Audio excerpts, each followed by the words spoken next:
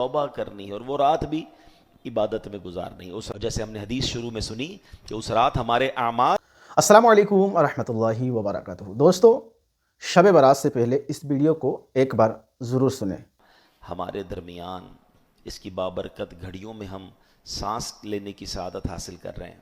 سبحان اللہ. نبی پاک علیہ الصلوۃ والسلام فرماتے سنتے ہیں فرمان مصطفیٰ صلی اللہ تعالی علیہ وآلہ وسلم: صلاتکم علی محرزۃ لدعائکم ومرضات لربکم وزکاۃ لاعمالکم.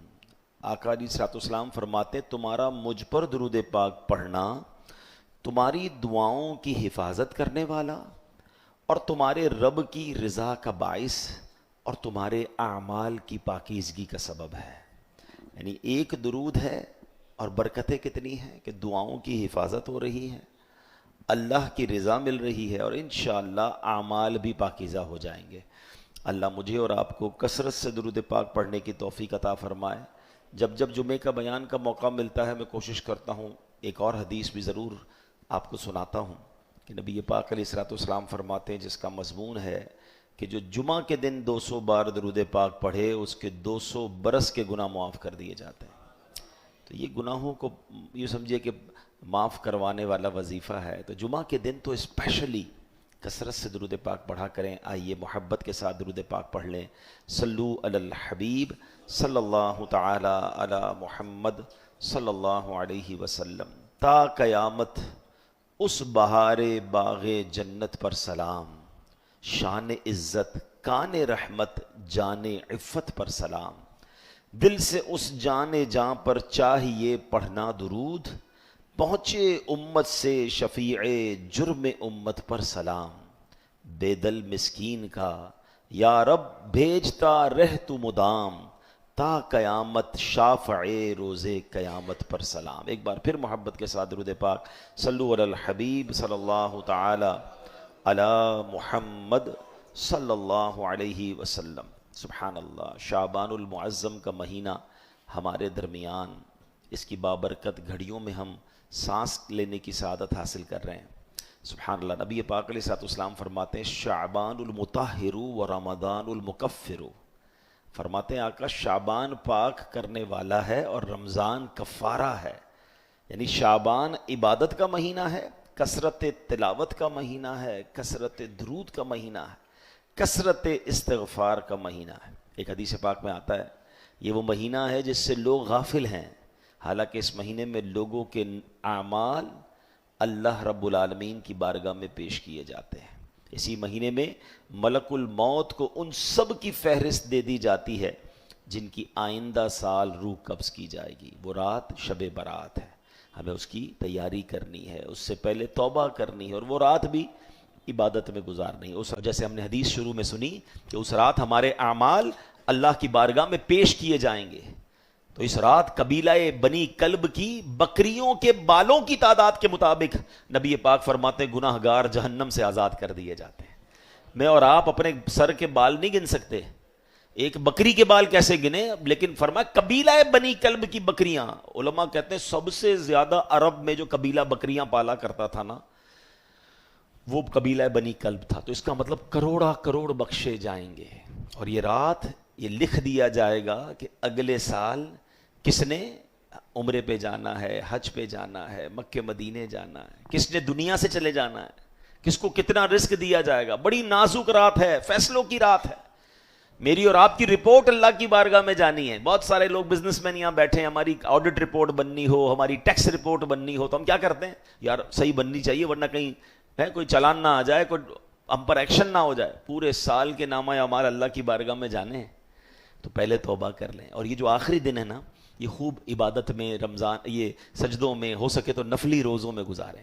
اور الحمدللہ اہل سنت کا معمول بھی ہے. ہمارے امیر اہل سنت دعوت اسلامی کے بانی بڑا پیارا طریقہ بتاتے ہیں کہ 14 شعبان اور 15 شعبان دونوں دن روزہ رکھ لے بندہ. تو اس سے کیا ہوگا 14 ہمارے نامہ اعمال کا آخری دن ہے، یہ بھی روزے سے ہو جائے گا. 15 شعبان پہلا دن ہے وہ بھی روزے سے ہو جائے گا. کوشش کریں 14 شعبان کو عصر سے ہی مسجد میں آ جائیں، کیونکہ یہ جو عصر سے مغرب کا ٹائم ہے نا یہ ہمارا نامہ اعمال کے آخری لمحات ہیں، وہ بھی اللہ کے گھر میں گزریں. اور پھر مغرب کے بعد ماشاءاللہ اس مسجد میں بھی ہوگا اور پوری دنیا میں دعوت اسلامی کی مساجد میں ہوتا ہے، عاشقان رسول کی مساجد میں ہوتا ہے، 6 نوافل ہم پڑھتے ہیں. تو آپ یہاں آ جائیں گے جو یہاں والے ہیں، ورنہ جہاں آپ کے لیے آسانی ہو. عصر سے مسجد میں چلے جائیں، افطار مسجد میں ہی کریں اعتکاف کی نیت کے ساتھ. پھر مغرب کے بعد 6 نوافل پڑھے جائیں گے. پھر 3 بار سورہ یاسین کی تلاوت ہوگی. جو ایک بار سورہ یاسین پڑھے اسے 10 قرآن پاک کا ثواب ملتا ہے. تو ابھی سال شروع ہوگا اور شروع ہوتے ہی 30 قرآن پاک کا ثواب بھی مل جائے گا انشاءاللہ. پھر اس کے بعد آپ وہ رات عبادت میں گزاریں، گھومنے پھرنے میں نہیں. معاذ اللہ دیکھیں اس میں بھی شیطان نے شیطانی کام ڈال دی. لوگ پٹاخے اور پتہ نہیں آتش بازیاں کر رہے ہو. بھائی یہ رات معافی مانگنے کی، اللہ سے توبہ کرنے کی، مغفرت کی رات ہے. تو الحمدللہ ہماری اس مسجد میں بھی انشاءاللہ 11 بجے شب برات کو صلاۃ التسبیح کی جماعت ہوگی. 11:30 بجے بیان ہوگا انشاءاللہ. میری بھی حاضری ہوگی. آپ یہاں رات بھی گزاریں. آپ کو مزید اس رات کے بارے میں ہم اس رات کو بتائیں گے. وہ رات ہو سکے تو قبرستان بھی جائیں کہ یہ بھی ایک اچھا عمل ہے، اور اپنی قبر و آخرت کو یاد کریں. پھر 15 شعبان کا بھی روزہ رکھیں. اللہ کریم یہ رات ہم سب کے لیے مغفرت کی رات بنائے، رحمت کی رات بنائے. اور پھر شب برات کے بعد کی جو زندگی ہے، کیونکہ کچھ دنوں کے بعد پھر رحمت والا مہینہ بھی آنے والا ہے. اللہ بس پھر ہمیں نمازی بنا دے، گناہوں سے توبہ کرنے والا بنا دے، اور پورا رمضان روزے رکھنے والا، تراویح پڑھنے والا بنائے. رمضان ہمیں صحت کے ساتھ، عافیت کے ساتھ، نیکیوں کے ساتھ گزارنے کی توفیق عطا فرمائے. دوستو آپ نے بیان کو سنا، آپ کو کیسا لگا کمنٹس کر کے ضرور بتائیے گا. دوستو اس بیان کو شب برات سے پہلے دوسرے تک پہنچائیے. شب برات میں جہاں اللہ تعالیٰ بے حساب اپنے بندوں کی بخشش فرماتا ہے، پر اس رات کو کچھ لوگ ایسے ہیں کہ اللہ تعالیٰ اس رات میں بھی، اس برکت والی رات میں بھی بخشش اور مغفرت نہیں فرماتا.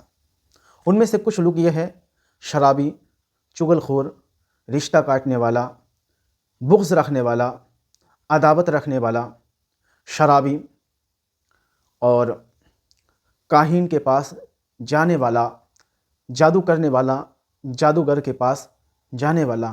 ان شخصوں کی مغفرت اس رات بھی اللہ پاک نہیں فرماتا ہے. ان گناہوں سے بچتے رہے اور رب تبارک و تعالیٰ سے دعا کریں کہ وہ بچنے کے توفیق عطا کریں. اور اگر ان گناہوں میں آپ مبتلا ہیں تو سچی مچی توبہ کریں اللہ سے. اور ہاں دوستو، ماں باپ کے نافرمان بھی اس دن بخشے نہیں جاتے. ماں باپ کے اگر نافرمانی کیے ہیں، ماں باپ کی دل دکھائے ہیں، تو ان سے معافی مانگیں اور رب سے سچی مچی توبہ کریں. دوستو شب برات سے قبل اس ویڈیو کو جہاں تک ہو سکے شیئر کریں.